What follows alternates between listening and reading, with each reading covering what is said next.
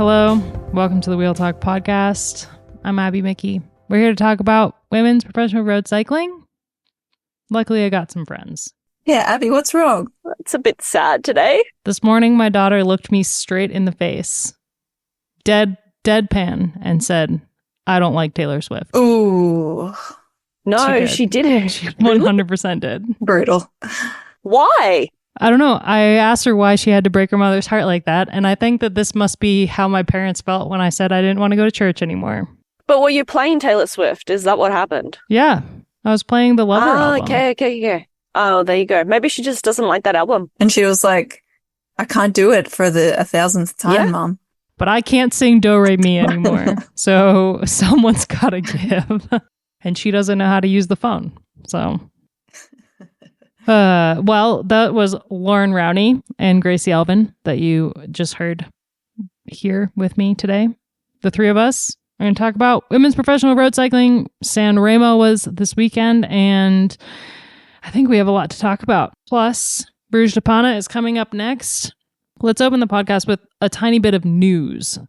Announced right before Sanremo, Fen van Empel, the cyclocross legend who kind of made her road racing debut on the world tour scene a couple years ago and has been dabbling with Visma bike, is stepping away from racing. Yeah, big news indeed.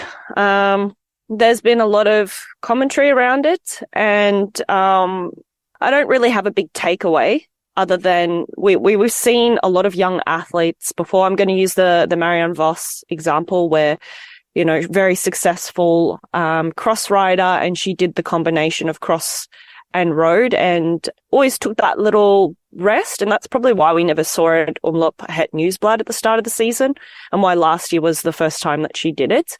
But she came out, was it 2014? And sort of opened up a little bit about her burnout from the sport. Granted, at that point, she was quite a bit older than what Fem is now. So I imagine maybe with Fem, it's just been, a little bit of mental exhaustion from trying to combine the both disciplines. I do sometimes wonder with Fem, if there's this comparison that is made between her and Puck Pieterse, because they're both Dutch, they're both around the same age, you know, and Puck, I would argue, has been more successful on the road. So she's been combining cross and some mountain bike as well there, as well as the road. And she seems to be doing it all, if you know what I mean. So I can imagine, like, when that's sort of your main competitor, I do wonder, and this is just me, you know, putting my own thoughts out there, if that could play on the mind of an athlete, if you're playing that sort of comparison game a little bit. Yeah, it would really be hard not to have that direct comparison and just to compare yourself to many other athletes. So we can only speculate on that, but you'd have to assume that that is potentially a small part of the decision. It's good to see that team is supporting her in this leave of absence, and hopefully there's no time pressure on this. And hopefully as well that she's been able to take some good advice from Mariana and also Pauline, who are also all on the same team, because again, Pauline, who had done it all and famously won the Triple Crown back in 2014, road, cyclocross and cross-country mountain biking world champion. She struggled there for a few years after that epic season. She's had injuries on and off too throughout her long and successful career. So yeah, I do hope that those two veterans of the sport have been able to say, it's okay, you've got lots of time, and just encourage the break rather than see it as a failure or a band-aid or whatever. Like, just know that she can come back stronger if it's done in a good way and not rushed. Yeah, I think it's great that she's taking a step away. I mean, when you're so talented, so young, and there's so much pressure heaped on you, it's really, really hard to keep chugging along. And some riders can do it, and some riders need to have a step away, and to go from racing cross so competitively to racing on the road is not something that every single rider can do. And I would rather like that she or any rider at all take a step away if they need to than like bang their head against a wall, you know? It's like, it's way better mentally, and hopefully means she'll come back, you know, make an impact on the sport like she wants to. Or maybe like it's the beginning of a step into only cyclocross or something like that. But we'll see down the road. It's just really great to see her making this move and the team supporting her, like you said, Gracie. And also like for other riders to see this, for other riders to see that she's taking a break is a really good thing.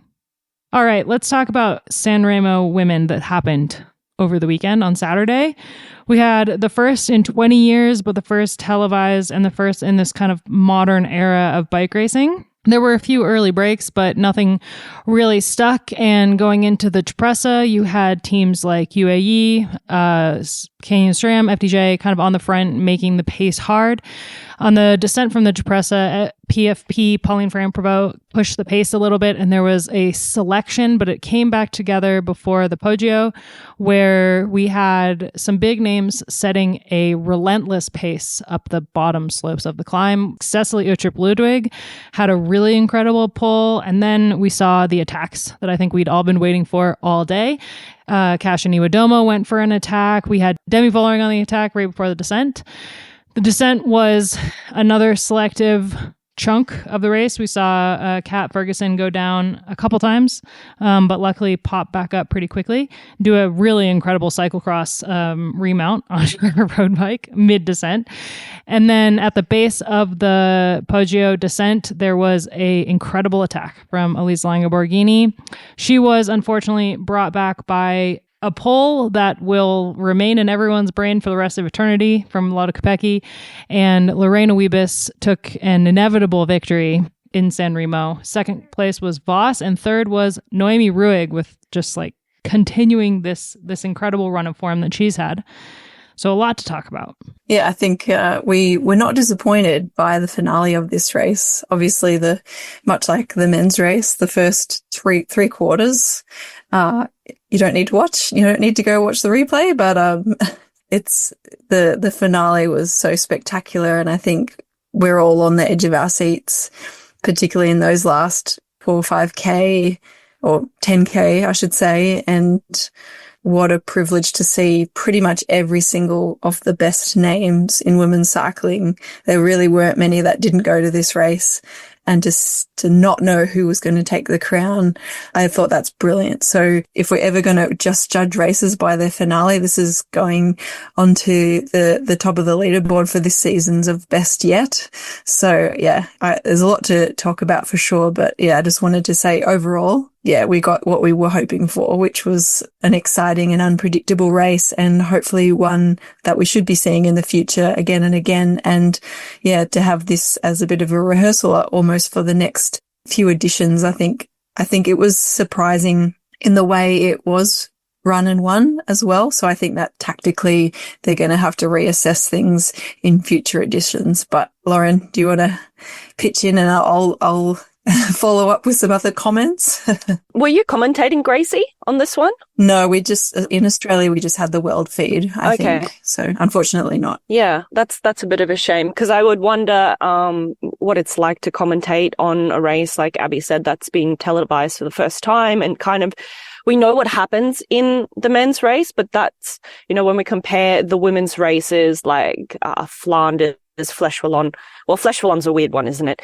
Liège, Bastogne, Liège. We never look to the men to go, what's going to happen in the women's race, right? But I did wonder going into this race if it's like, Georgie Howe wrote a really fun piece about how each team could sort of approach it and how different riders could win the race, which was, a good piece of journalism to read. But yeah, I did wonder for the women, they've been reconning it, the ones that are in the area or have teammates in the area before.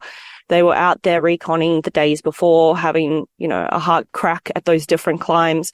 But you would have to go back and look at the men's races, because I think it is a really special race where, for the men this time, it was, I think, the first time ever that the break went on the Cipressa and then held it to the line, which was a bit of an anomaly. But normally you look to what's going to happen on the Poggio, and a lot of people only tune in a few kilometers before that happens. And then it's kind of like, which way is this going to go today? Like, is it a sprinter that's going to hang in there and their teammates are really going to rally around them, have the numbers and be able to pull off what Kopecky did for Wiebes? Or is it going to be that solo rider that just cracks everyone on the descent? Is it going to be that late attack from Elisa Longo-Borghini, which we've seen in the men's race? So in terms of doing the homework for this race, I'm sure they would have looked back at all the different scenarios in the men's races and thought, well, you know, Kopecky is this style of rider, Wiebes is this style of rider, like these are the different outcomes. But yeah, it's just one of those races you couldn't predict the finale. And to your point, Gracie, it was exciting. And I'm so thrilled that we got that experience. And particularly for the women, I think going forwards, it's going to take a few years, to figure out how to race this race. And we're going to get into whether it should be longer or not. But I was really impressed with how the different teams approached it. We can dive into that a little bit. I think the team of Kopecky and Wiebes there at the end was just fantastic. You know, for Kopecky to have won that race, we know exactly how she would have had to have done that. Maybe in a situation where Wiebes wasn't there going over the Poggio, maybe Kopecky would have, you know, tried to do an Elisa Longo-Borghini or chase it. I don't know actually what would have happened there. But it was a great race, and I think if Kopecky and Wiebes race like that throughout the spring, and the whole of SD Worx-Protime, then we're going to see a lot more wins on the podium for that team. Yeah. Before we go deeper into the tactics for the women's race, just to go back to how we can compare this race tactically to the men's racing, particularly in past editions. But I thought this year was super fascinating because of the way that both races panned out. And you would have put money on that it was going to be the opposite, that the women were going to have a handful of riders at the end, 3 to 5 riders, and the men would have a bigger group. Maybe if you didn't have Pogacar there, maybe. But because Pogacar was there, the way that men's race panned out, there was only 3 riders from the Cipressa all the way to the finish. And the women had a much larger group, maybe than what we were expecting. And that tells me a couple of things. One, that Pogacar is obviously a freak, but we already knew that. And there's only a few other freaks in men's cycling that are able to match him at the moment and beat him in certain ways. And because the climbs should have been, well, they are longer for the women in time, the way that the women climb, you have to assume that they're going to be slightly slower than the men. They were charging up the Poggio, and yet it was still a big group. So that tells me that we have actually a really, truly great spread of talent now, great depth of talent in women's cycling, good spread across teams. But actually we don't have a freak at the moment. And I think sometimes we put Demi Vollering into the freak category. And in some ways she is, not that that's a great word or term for it, but it's easy to use for this example. And I think this is going to give a lot of confidence to those other top riders and all of the teams to think, well, she is beatable. And a couple of the other quote unquote quote freaks are also beatable in different ways. So I think this is actually a finale that might set the tone differently now for the rest of the classics. Yeah, I agree completely with that statement. And that just made me think of Elisa Longo-Borghini's comment at the end, which I'm sure is what gave you shivers, Abby, was that, what did she say? Next time they're not going to catch me. Yeah. And I mean, her attack was very reminiscent of Jasper Stuyven's win a couple years ago.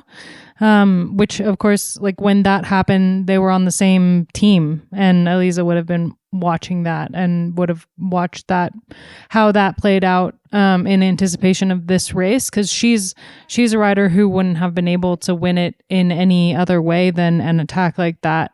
I think how the men's race was raced this year is going to play a huge role in how the women's race is raced in the future. Cause they had a hard pace on the Cipressa, but it could have been a lot harder. FDJ could have made it a lot harder. And that is clearly how Vollering could win this in the future. And there were comments from Vollering about how the race wasn't hard enough. And, we've had riders like Puck Pieterse come out and say that the race needs to be longer. And we can just talk about it before we really dive into SD Worx tactics, because it was a huge takeaway from the weekend, and even when the race was announced, was that it wasn't long enough. The whole conversation, the whole like deal with the men's race is that the length. It's almost 300 kilometers, and then it pops off at the end when you hit the trio of climbs, the Cipressa and the Poggio. That's when it gets like really hard, but it's the fatigue in the legs that makes the Poggio even more selective.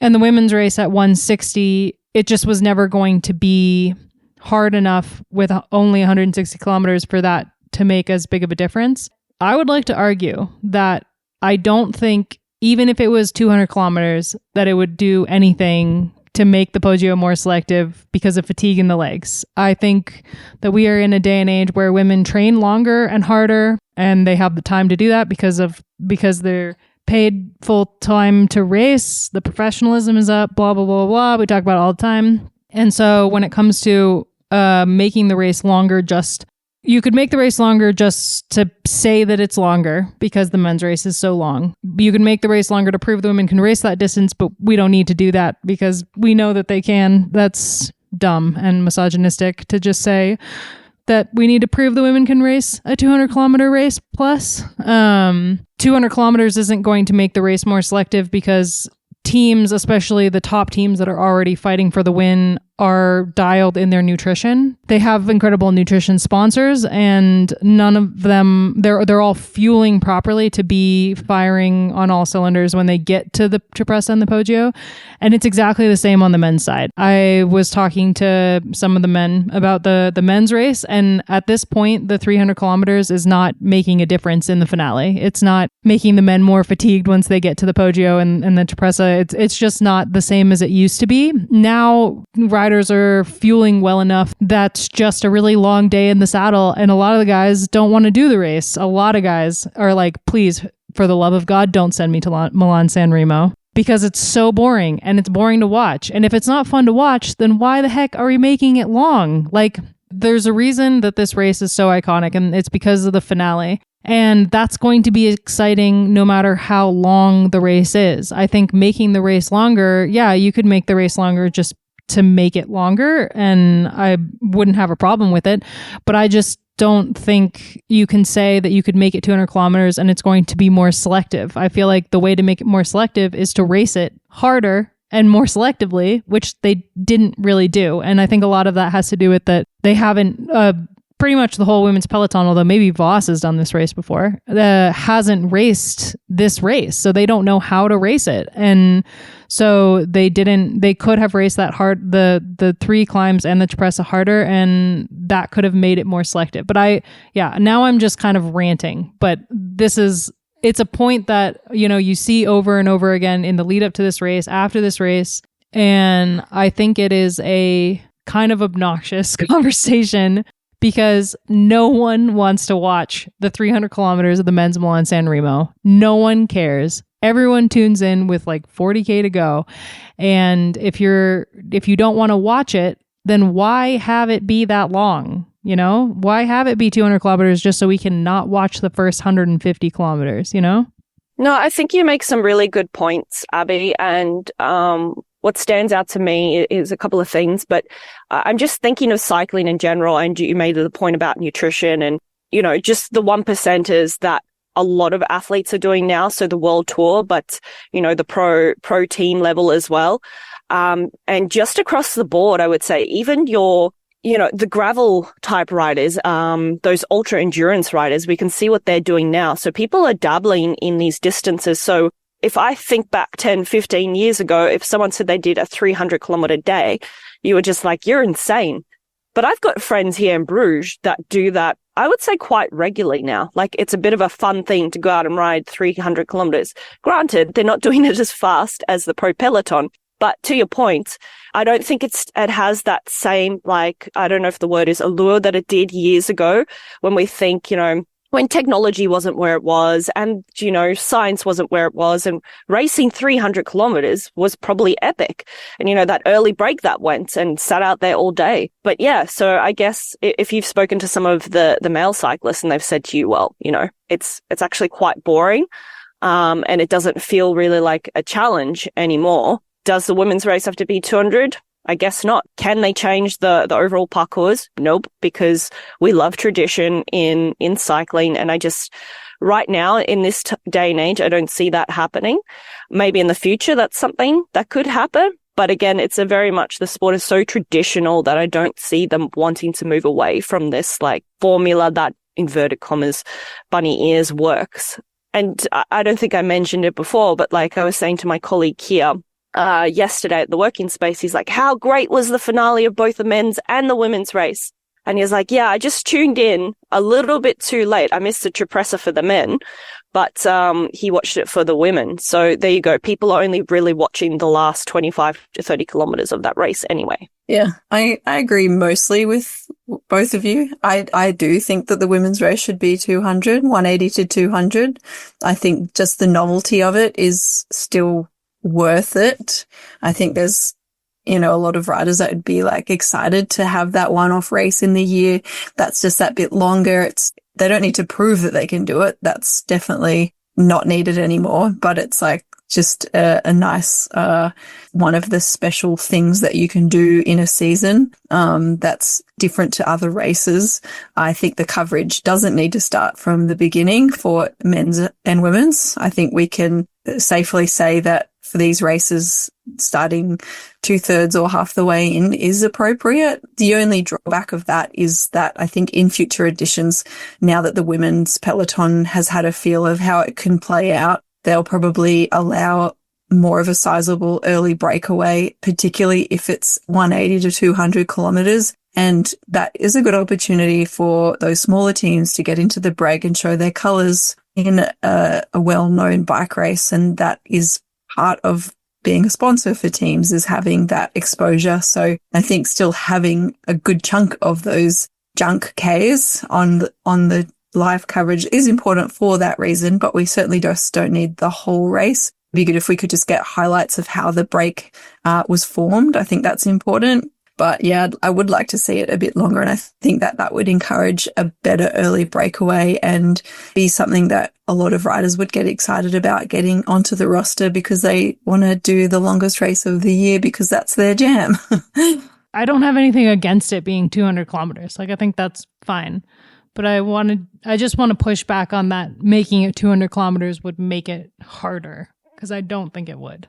No, I don't think so. I think, yeah, they're racing at such speeds now that it wouldn't have the impact that it used to. But that being said, it still does have an effect on you, not just because of the extra distance, but because if there's encouragement for an early break to form, that means who is going to chase. And there will be teams that have to sacrifice riders, therefore they won't have them towards the end. Like, it does kind of have flow-on effects in that way. So that could be, still part of how it's harder in the finale. Yeah, great point, Gracie, because if we think, say, SD Worx-Protime, say it was 200 kilometers, on the weekend, break went up the road, they got a good, sizable lead, and then having Weavers there, of course, people would have looked to them to take a lot of responsibility. I think they would have.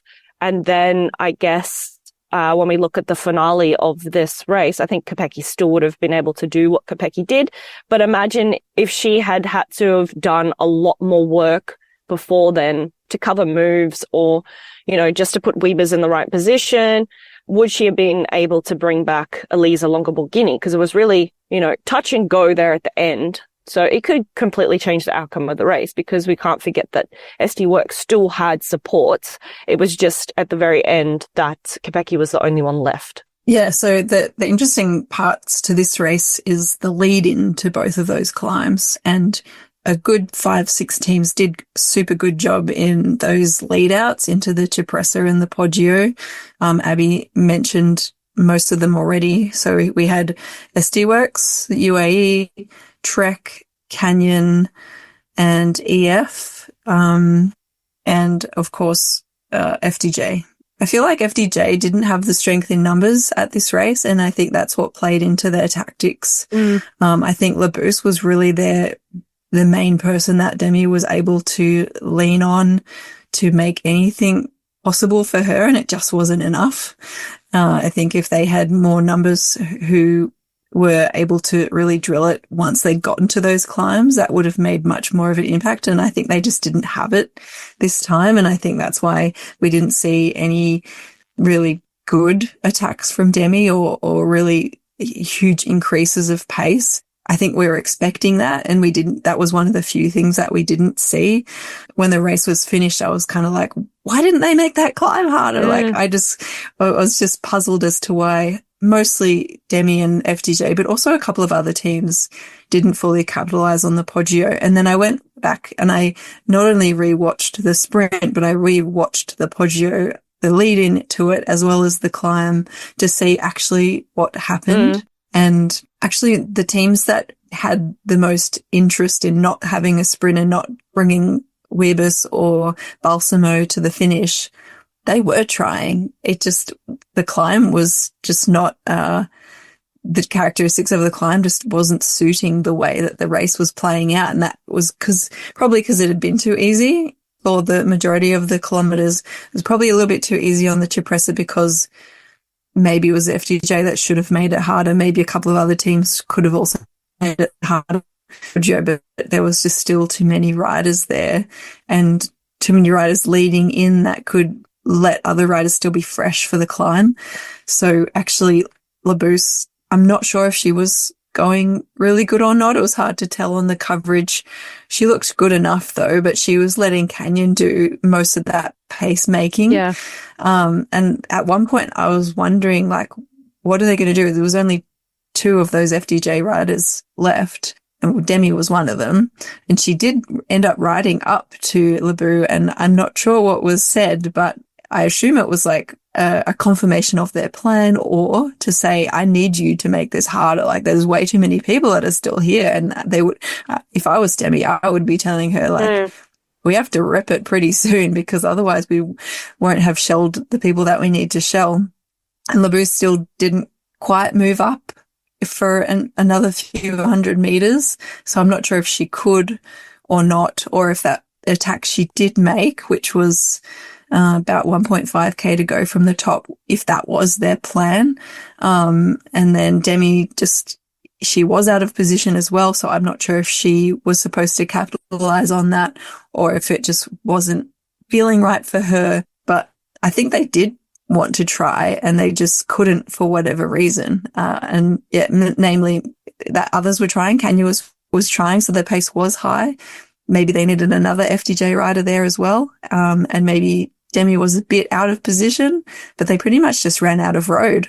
I think that's the big point here, isn't it? That climb's not long enough to hesitate, and it's not steep enough, right? Because if it was a steeper climb, you can make way more of an impact. If they attacked with just 500 meters to go on a steep climb, it would have been a different result as they descended. But it was kind of like, you saw at the end there that it was almost like, oh shit, we're almost at the top and we have to really do something. And you look around and there are still so many riders there that it was like these panicked moments. I think Kim LaCourte had a good crack there, and I think her intention was to try and, come over the top first around that corner. And we saw a bit of a scramble for that. But by that point, it was too late, wasn't it? I mean, I thought in that moment, okay, it was hard, but not hard enough. We didn't see the complete fireworks that we wanted to see, but that's cool. This is going to turn out to be some sort of different result. And I was like, my point in the preview podcast where I said, it's going to be one on the descent. Someone's just going to let it rip. And I almost thought, okay, Longo Borghini didn't do anything, so she's going to step up now and rip it. And, there were gaps on the descent, but we obviously had that drone overview, but it wasn't anything crazy where you're like, this is blowing apart. And maybe that speaks to the level as well, that in general, that across the board, all these riders are just descending so well. And I think I said in the preview podcast if Anna van der Breggen was there, she'd just rip it on the descent and drop everyone, because she's done that in a couple of the races this season. But yeah, it ended up being what it was, that small group coming to the bottom of the climb and Elisa just timing her attack to perfection. I really thought when she attacked, it was done. it was gone. Because we've seen it before, again, going back to the men's races, where if you hesitate just for 5-10 seconds, the race is over. But it was great to see Kopecky was like, right, you know, she was towards the back. I was a little bit concerned on the descent. There was a gap. Kopecky was in a group of 4 that was, I think, about 100 meters behind that first group. So that was very dangerous for SD Worx, actually, that Kopecky was out of position. She obviously rode herself back to that group very quickly and then threw it and then straight onto the front. So she was easily the most valuable player of the day, but that was the win or lose moment as well. Mm-hmm. Yeah, exactly. Like if she had hesitated or not really been aware of the situation, of course, on that road you can see, but she must have gotten back, I need to go back and watch it again, seen Elisa and reacted straight away. Well, Puck hesitated. Like when Elisa went, Puck hesitated, and that could have been race done. Like, game over. I couldn't believe it. I could not believe that Puck started looking behind her when Elisa went.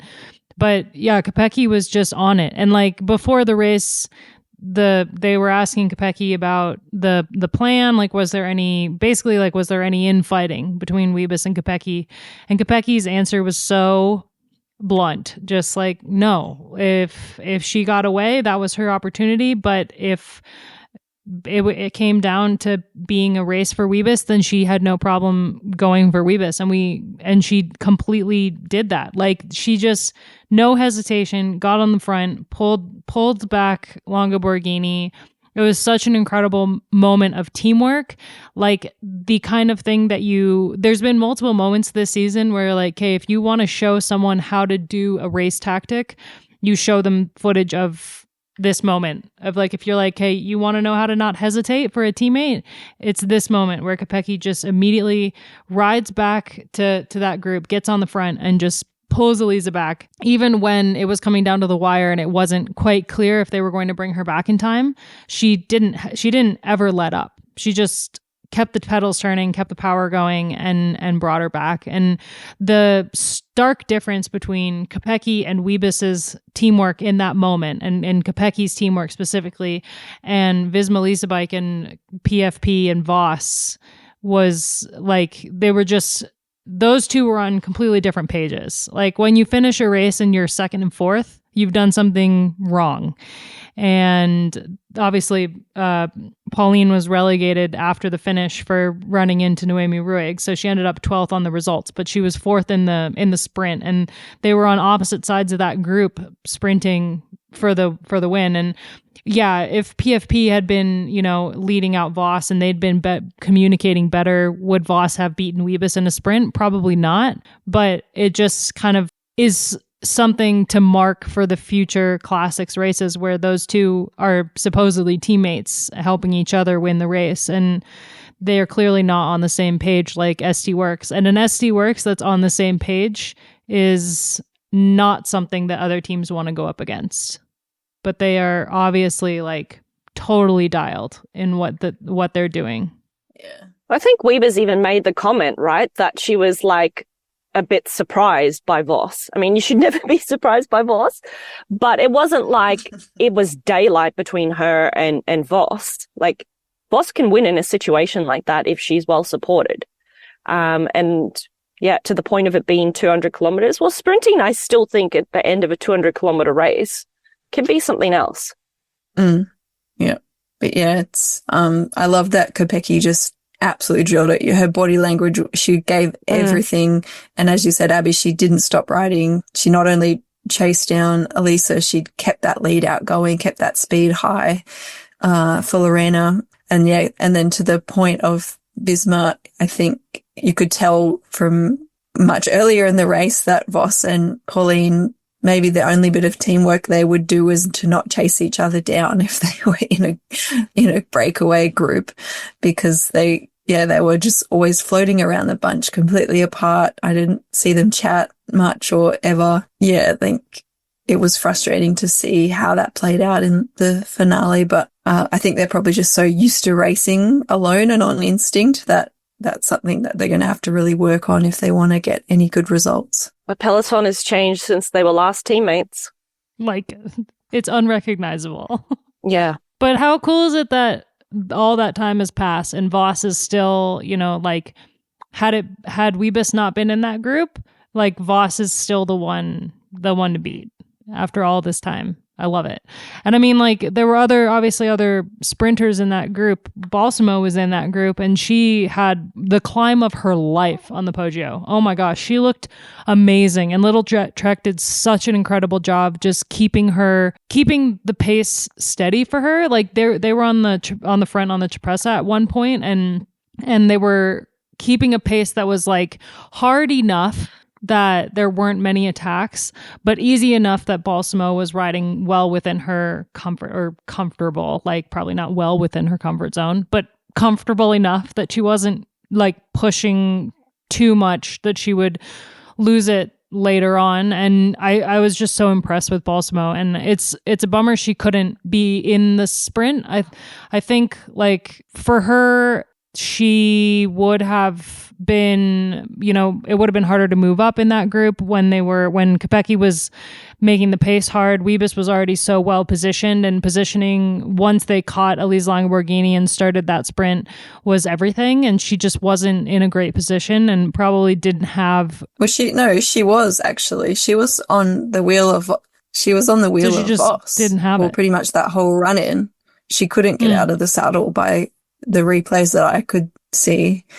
I think she missed Voss's jumps because Voss was the one that jumped first. I don't think that there's an overhead of those few seconds beforehand, so I'm not sure if she got shuffled out, but she was on Voss's wheel for the majority of that 4K into the finish, and I think she just didn't have the legs at the end, so bit of poor positioning in the sprint. But I think mostly it was because she actually couldn't sprint. And same for Dygert as well. Like, I think that just shows us how well Lorena Wiebes is going, because we would consider her the purest of the sprinters, and that Balsamo or even Dygert, who can do hard stuff and then still sprint. Like, they were legless at the end, and couldn't run a podium. And Wiebes was, she sprinted like she always does and had bike lengths ahead of most everybody else. So yeah, I think that's also quite interesting. She is as well. Just so impressive, Wiebes. Like, yeah, we call her a sprinter, but she couldn't. She's more than a sprinter. God, I mean, she said herself after Omloop at Newsblad that, like, one of the reasons that SD Worx-Protime didn't, you know, take control of that race is because she didn't know if she would be able to get over the Muir with the climbers, and in the end she couldn't. But there is a world in the near future where she's winning Flanders. Like, she's just so versatile, and the only thing that she can't do longer climbs, but she beats all the sprinters in a flat sprint. But she's just so impressive. Like, the ability that she has to recover after an effort, like on the Poggio, for example, and not miss a beat in the sprint. And, like, yeah, Little Trek did everything that they could for Balsamo, and I think that was the best card that they had for a win. But man, to see Wiebes sprint the way that she did, it's just amazing. She gets put in a box that she doesn't deserve to be in by being called a sprinter. Well, you know, like, if we look at Flanders, and to your point, remember, she's only 25. Who knows what she'll be doing when she's 28, 29, 30, and she's just developed more and more as an athlete.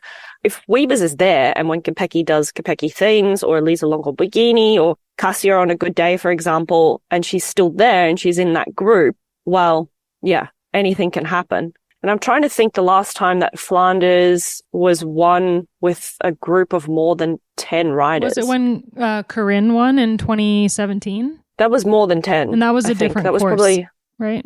Well, Gracie got second in that one. Yeah, Gracie can tell us more about that.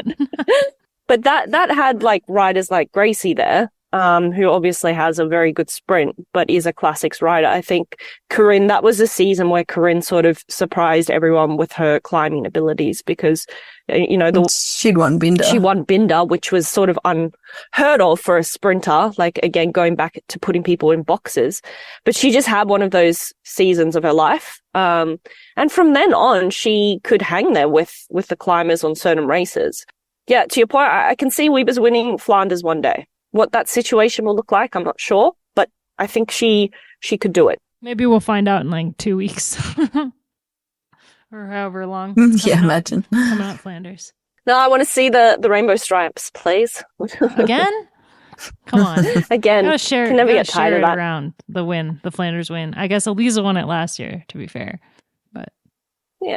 So speaking of Belgium, I guess that's a good segue to the fact that the peloton's coming back up north for a block. Yeah, I wanted to highlight Matt's really awesome piece after the weekend about he had the 7 takeaways from the race. And I think we've kind of talked about most of them. The fireworks came late. Much like the men's edition, it was the Poggio and the Cipressa where we saw most of the action. Heartbreak for the fan favorites, Elise Longoborghini, that attack.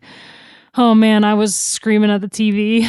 I thought it was almost going to be the tricolor winning, which would have been so cool. And obviously Voss, the longtime fan favorite, the legend of the sport. SC Worx, he had 2 good points about SC Worx-Protime. Kopecky nailed the reaction to Longoborghini's attack, but also for the rest of the classics, they are the team to watch. And we'll talk about that when we talk about Brugge-De in a second. Noemi Ruig, man, what an incredible rider and what an incredible season she's having so far. It was such a great result for her to finish on the podium. And I think EF Oatly, Cannondale can be just really, really proud of the program that they've put together and how they're really like, we forget they're not a world tour team. They're really earning that license by the end of the year.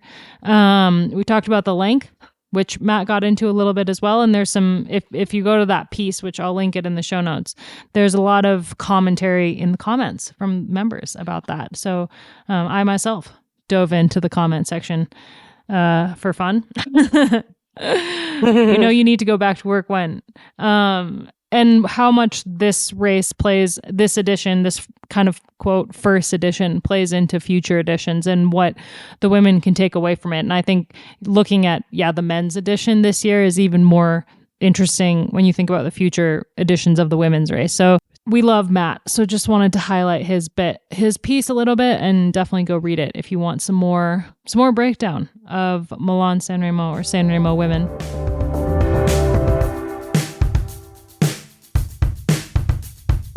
All right, up next, we got Brugge-De, the sprinters race. Unfortunately, there is no win forecasted for this weekend. So this is probably going to be a straight sprint, although you never really know with this one, much with most of the classics. So, but it's definitely the flattest of the races during the spring classics. So obviously after Sanremo and after Trofeo Binda and all these races we've had so far, it's kind of like the big sprinters that we're looking at. Wiebes, Balsamo, but I'm also really excited to see Charlotte Kool back in there. Not only for my fantasy team, but also because you just hope that someone can outsprint Wiebes, although it's really looking not likely at this point. I don't know. It's your home race, Lauren. Yeah. You're going to be on the ground? I'll be there on the ground. I was going to say tomorrow, but no. On Thursday, I'll go to the start. We'll not go to the finish, but I'll go to the start and have a little bit of a chat with some riders and then come back and watch the finish later. So, like Abby said, it's not looking too good with the wind. There's like this like low-lying cloud fog that seems to be hanging around here at the moment. Unfortunately, as the peloton has arrived, the sun has left Belgium, but you never know. Might come back for the Holy Week. But I think it's just going to be a sprint finish, and it will be a case of who has the best lead out. It's always the same sort of run into the finish, those last few kilometers. So I guess for the peloton, they're well rehearsed. and how to approach it. And usually actually... It's quite a tricky run-in, though. It's not a straightforward sprint, No. so you can stuff it up a bit. Yeah, exactly. And I think sometimes, I mean, I've never raced this race, but you have Gracie. Sometimes with these races, if there isn't wind, it can be almost more dangerous. Yeah, for sure. It's a dangerous race, actually, either way. I've raced it in windy conditions and benign conditions. Wind, obviously, the echelons are scary. You feel like you're at war. It's like full on. You're fighting for every wheel and to get into those groups. And there's a few short but rough cobbled sections. I'm not sure if they're still in the course for this year. Have to go check that. But the local laps, once they get towards this Panne, there's lots of corners, some tram tracks to navigate. I've removed most of the dangerous ones that are parallel to the course, but you still have to be careful on one of the crossings that is within the last kilometre. It can be a course that suits some kind of aggressive racing in the final 30 kilometres. We've seen Grace Brown here win solo. So it's definitely one of those races that an opportunist can get away with it if there's some hesitation or not very good organisation, because the roads twist and turn and become narrow in some parts. So if you can see there's a good situation unfolding and you can capitalise on that, like if SD Worx is not together near the front, that's potentially an option. I'd say it is likely that it's going to be a bunch sprint, but I think that we'll still see some attacks. But yeah, it's one of those good level, like high level races that's an opportunity for sprinters, so that they don't get that many now until we get into tour season. So this is one of those ones where they're running out of road to get those results left in the classics block. So yeah, it's hard to go past Wibbers, but hoping to see some good matchups, particularly with Cool.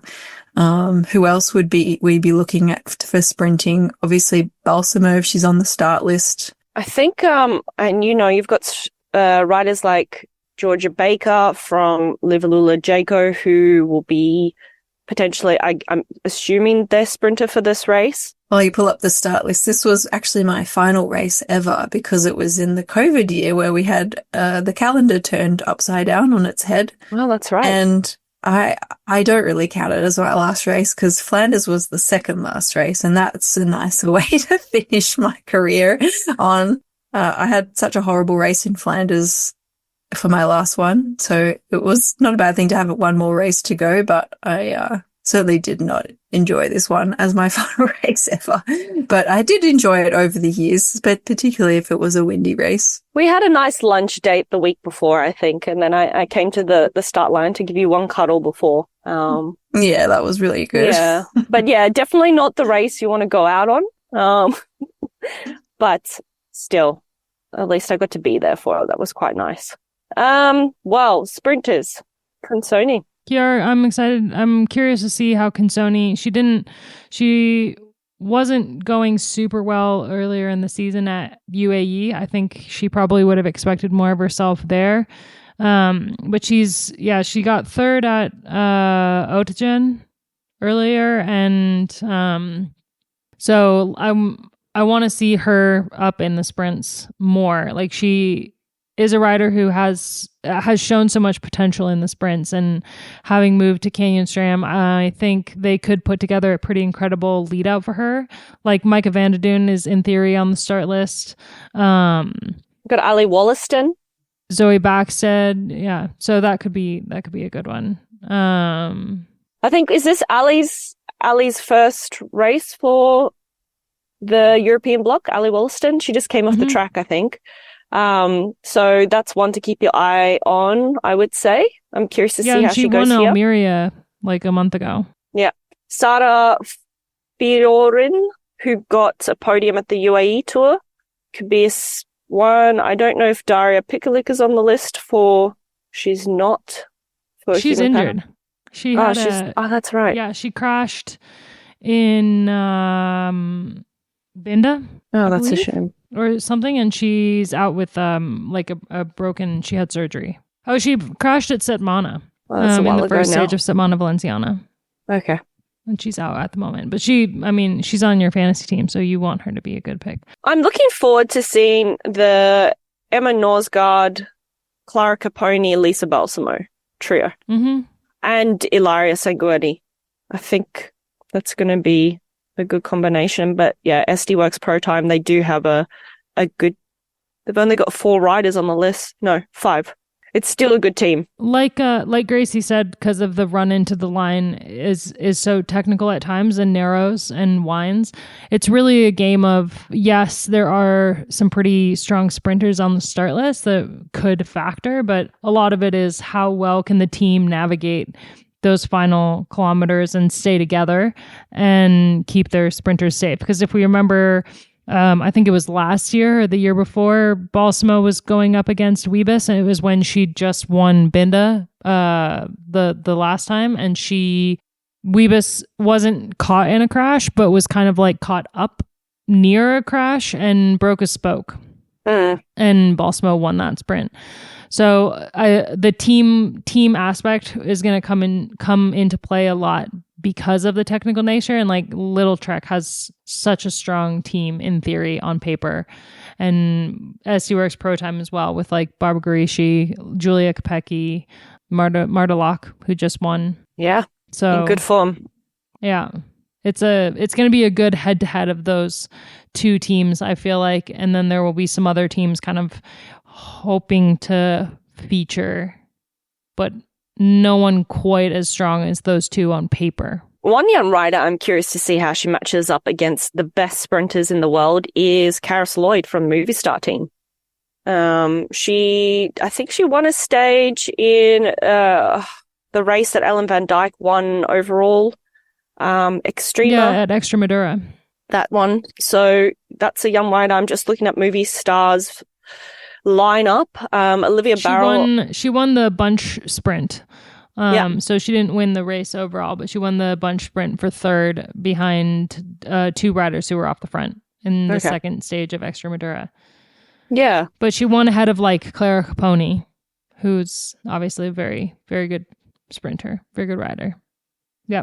It's going to be a good one. All right. That is on Thursday, not the weekend. So just a reminder to, myself and everyone else, but also check out the preview on the Wheel Talk newsletter written by Georgie Howe. That will be coming out today as you're listening to this podcast. Brugge-De Panne is the race on Thursday for the sprinters, but Gent-Wevelgem, I would say, is the start of really like the holy weeks. So you have Gent-Wevelgem, the following weekend Flanders, and then in between that you have, before Flanders, Dwars door Vlaanderen. So it's like there's racing every few days, and it's a big block, and Gent-Wevelgem is, actually, Gracie, you've raced this race and done well there.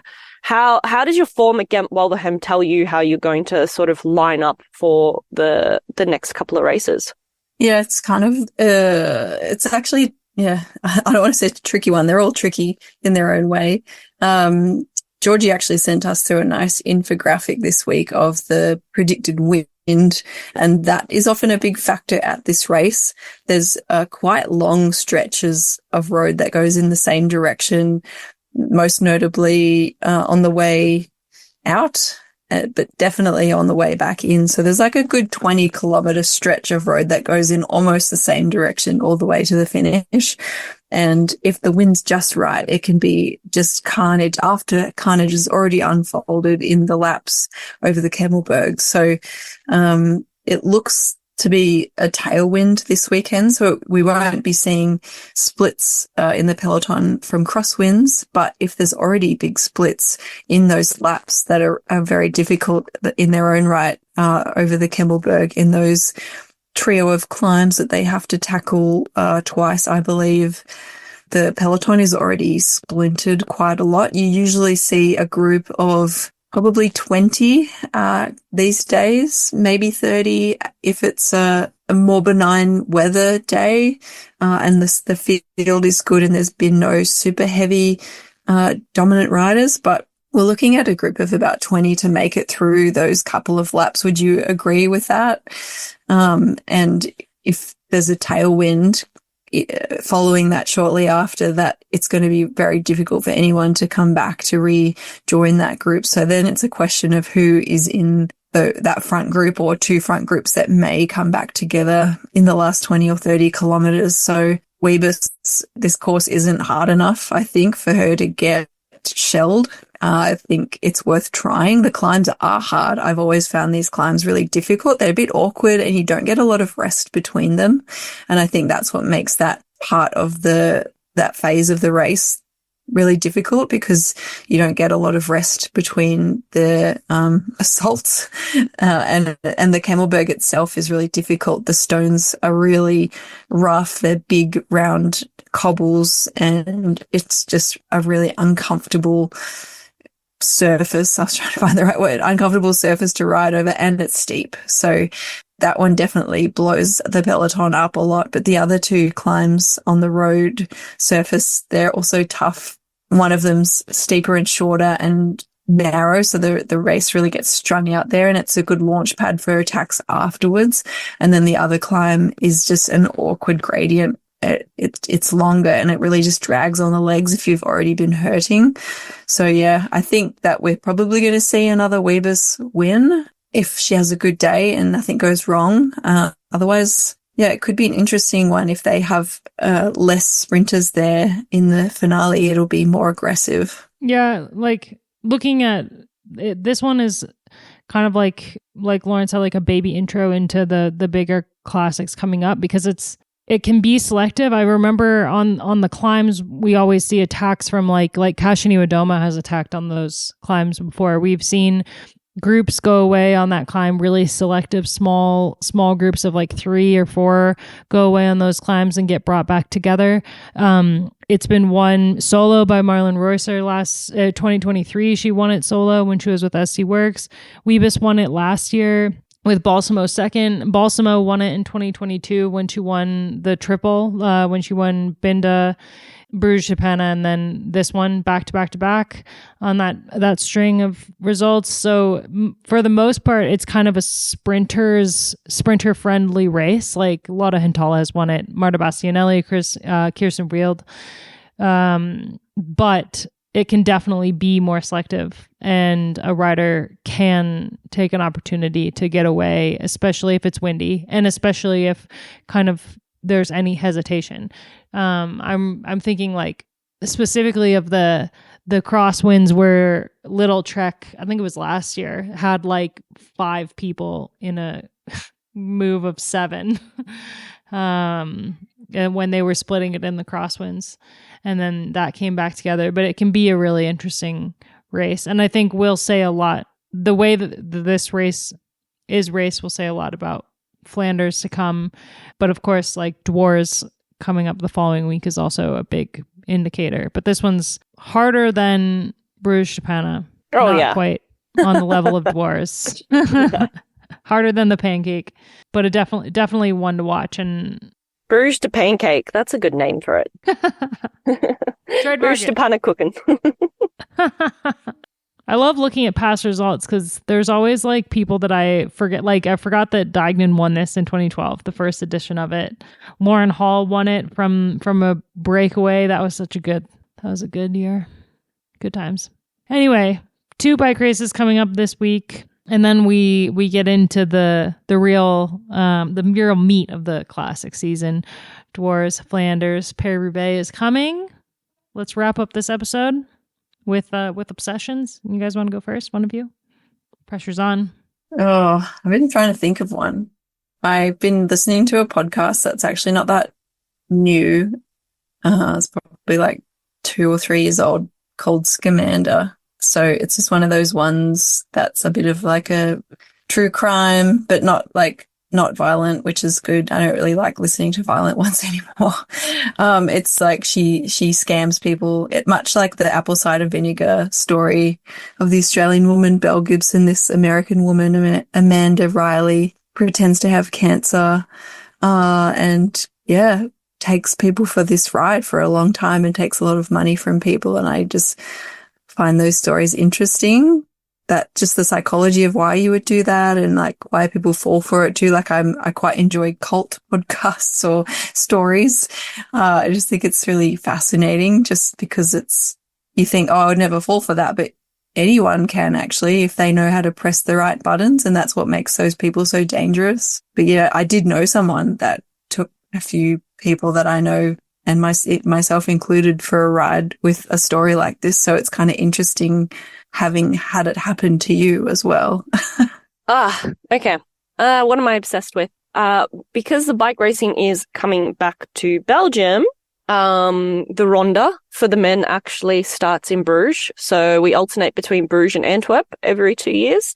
And every 2 years, the event organization in coordination with this thing called Fitzbib, which is like bike leasing for kids. So, you know, kids outgrow their bikes really quickly. So you can, I think it's like something like $20 for the subscription yearly or something. And then when your kid outgrows a bike, then they get the right size. So you don't have to buy and sell, which is a really sustainable model. But there's a race this weekend for kids in Bruges and they do like a little mini Ronde, which is like a few hundred meters. But, I've been obsessed with riding with Harry, as everyone knows, if you've been following my social media. We went on our first bike ride together where I was on my mountain bike and he was on his little Woom bike. And he did his biggest tour yet, which was really fun. And it involved playing in the playground and ice cream and everything. But, yeah, looking forward to the little mini Ronde this weekend with all the kids. And he's got, he's choosing which jersey he wants. And I put in front of him the signed Kopecky jersey. Or the Australian national jersey. And which one do you think he picked? Kopecky. He picked the Australian. Yeah, didn't Kopecky. He picked Kopecky's first, and then he decided he wanted the Aussie one. But then when I got home from work, he was walking around with the Kopecky signed one. Nice. No, I'm surprised that you're letting him wear it. I thought you would have had it like I haven't done it yet. It's just been sitting in his room, and then how are you going to feel if he makes it muddy? I think wouldn't that be makes like it more authentic? Yeah. Fair enough. So I still need to frame that. It's been sitting there safely, and then I thought, we'll pull it out, and if he wants to wear it, he can wear his signed Kopecky jersey. So I mean, you wanted a world champion to cross the Flanders finish line first. There you go. Could be Harry. Could be Harry. Yeah. She's not here, so my obsession is going to be Georgie Howe. I just feel like she's such a great addition to the team, and she couldn't be here this week, but I'm obsessed with her. Man, the stats that she sends us are just amazing. I'm like, can you just take my job? Because you're actually quite good at it. So she's really upped our game, hasn't she? Yeah, seriously. Like, I really miss her when she's not around, actually. Yeah, I miss her too, actually. I'm a bit obsessed too. And she's been sending me awesome music still. Thank you. Yeah. I'm trying to get her into Taylor Swift. I've been sending her the odd song to try to convert her. I'm not successful yet. I successfully converted my daughter song this morning. Are you actually just assaulting her with Taylor Swift? No, I've just been sending one song every couple days. Oh, that's very reserved. So you could send her songs basically for the whole year. Yes, I could send her. Song. I don't know how many songs exactly Taylor Swift has, but it's for sure over 300. Yeah. By the end of the year, there'll probably be more too, because she has both of her, both Reputation and Speak Now to release, which means that we'll get bonus tracks. There you go. I think it's like you're going to slowly like chip away at it. That's kind of what happened, I feel, with me. Yeah, that's my plan. It worked really well with you guys. Yeah. You know? You should just get her to watch the documentary. That's the best way to get people to be a fan. That's what I told her. If they get the story behind the music. Yeah, I told her that my whole goal is to just have her be curious enough that she watches the documentary. And she said that is going to be a stretch. But we'll see. It will happen. Tour de France. Make that the goal. Tour de France this year. Well, you're going to be there. So it's up to you, Loren. You know, those late evenings where you're just exhausted. Yeah, when do you have, when there is no time. I don't think I've watched one episode of anything. I didn't listen to any podcasts.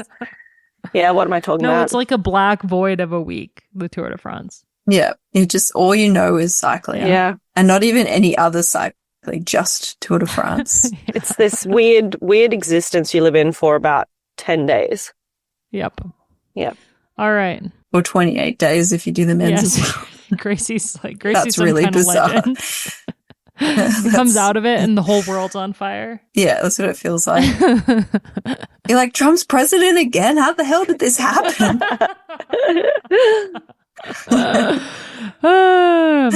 All right, we'll be back next weekend to talk about Brugge-De and Gent Wevelgem and preview the Tour of Flanders coming up. Thanks everyone for listening.